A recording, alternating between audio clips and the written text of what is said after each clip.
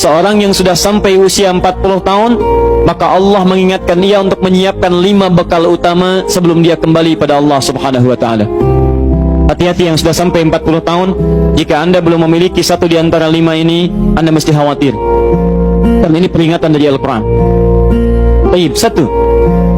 Qala rabbi auzi'ni an ashkura ni'mataka allati an'amta 'alayya wa 'ala walidayya. Amanat pertama, kata Allah, dia mesti memperbanyak doa kepada Allah Subhanahu wa taala agar dibimbing. Banyak doa agar dibimbing mensyukuri nikmat hidup, plus bisa meningkatkan bakti pada orang tua. 1. Rabbi auzi'ni an ashkura ni'mataka allati an'amta 'alayya wa 'ala walidayya. Perhatikan baik-baik. Ya Allah, mohon bimbing saya untuk selalu bisa mensyukuri segala nikmat yang telah Engkau berikan pada saya sekarang, 1, dan pada kedua orang tua saya. Baik, jadi kalau sudah sampai usia 40 tahun, pertama, Anda memohon doa kepada Allah untuk dibimbing terus bersyukur kepada Allah. Ini yang mau saya tegaskan. Lihat baik-baik. Apa itu syukur?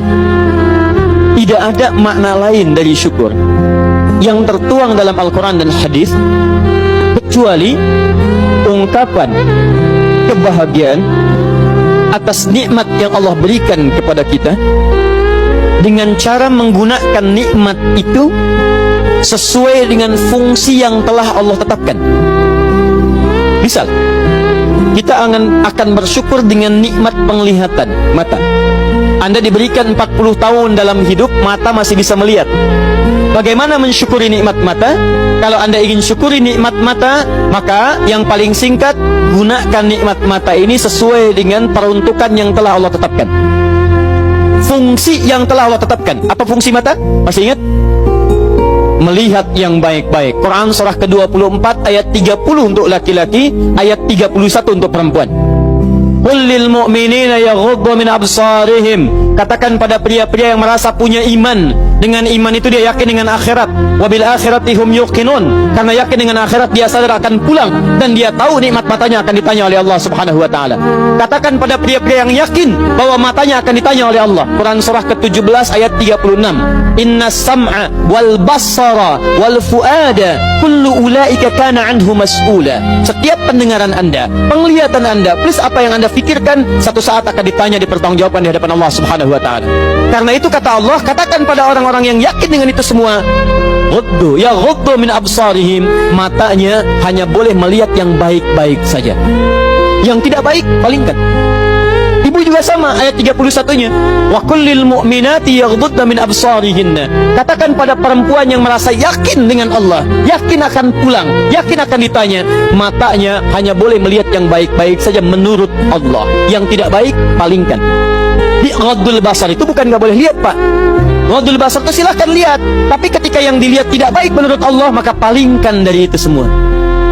Ini tidak tepat, teman-teman sekalian. Anda hanya mengucapkan alhamdulillah ya, sampai sekarang penglihatan masih baik. Belum cukup. Baik itu dipakai lihat apa? Penglihatannya baik, tapi masalahnya yang dilihat baik tidak. Itu poinnya. Maaf, ada anak usia 4 tahun, Bu, Pak, tidak bisa melihat. Dalam tidak bisa melihatnya, dia masih mau menghafal Al-Quran. Namanya Mu'af. Tinggalnya di Asyut, adanya di Kaira, negaranya Mesir. Matanya nggak bisa lihat, tapi dia sampaikan pada bapaknya, Pak, saya ingin menghafal Quran. Saya ingin menghafal Quran. Kata bapaknya, kamu yakin? Saya yakin. Baik, keluarga sederhana, punya cuman motor yang sangat luar biasa tidak bagusnya. Dimodifikasi dashboardnya, menempuh jarak kisaran 20 km. Datang pada syekhnya, bapaknya kemudian membonceng, muadnya di belakang. Teman-teman sekalian, setiap berangkat datang pada syekh, dapat hafalan baru, bapaknya tulis ayatnya, disimpan di dashboardnya. Di jalan lihat ke sini, lihat ke jalan, lihat ke sini, lihat ke jalan. Muad bacakan ayatnya, bapaknya mendengarnya. Secara singkat, tiba-tiba setelah itu fasenya berakhir, jadilah anak ini hafal Quran. Yang ngantar belum hafal Quran, yang diantar nggak bisa lihat hafal Quran. Saking mudahnya Al-Quran, yang nggak bisa lihat bisa hafal Quran. tapi bapaknya dapat pahala dari transferan anaknya. Perhatikan baik-baik. Begitu dibacakan Qurannya, bagus makhrajnya, viral kisahnya. Begitu viral di Timur Tengah, datang reporter mau wawancara. Pertanyaan pertama, kalau Adinda diperkenankan oleh Allah untuk bermohon saat ini, apa yang mau dimohonkan kepada Allah? Reporter ini mengira dia akan meminta doa seperti ibunda Imam Al-Bukhari bermohon kepada Allah supaya Al-Bukhari disembuhkan dari butanya. Bu, Pak, Imam Al-Bukhari itu dulu buta. Butanya permanen. Dilahir 2 tahun ayahnya meninggal, 4 tahun buta permanen. Nanti ada satu kejadian di situ, yang dengan kejadian itu ibunya berdoa kepada Allah, anaknya menghafal Quran sampai di surat Qaf, ya, ayat ke-22. Anaknya murojaah ayat, ibunya memohon kepada Allah sambil menangis, sambil tertidur, sampai tertidur. Disitulah kemudian terjadi sesuatu yang luar biasa. Seketika Allah sembuhkan Al-Bukhari kecil, matanya bisa melihat kembali. Karena kajian kita bukan di sini, lain waktu nanti saya terangkan. Anda yang punya kitab Fathul Bari, Syarah Sahih Al-Bukhari, beli jilid pertama, kitab Muqaddimah, halaman 634, paling kiri, paragraf yang ketiga, baris 1 sampai dengan 9. Anda temukan kisahnya. Nah, reporter ini mengira ini Mu'adz akan minta kepada Allah seperti Al-Bukhari kecil memohon kepada Allah, matanya bisa melihat lagi. Ternyata lihat baik-baik. Kalau saya diperkenankan bermohon kepada Allah dan permohonan saya dikabulkan, maka pertama saya akan mohon kepada Allah untuk tetap membutakan mata saya sampai dengan kiamat.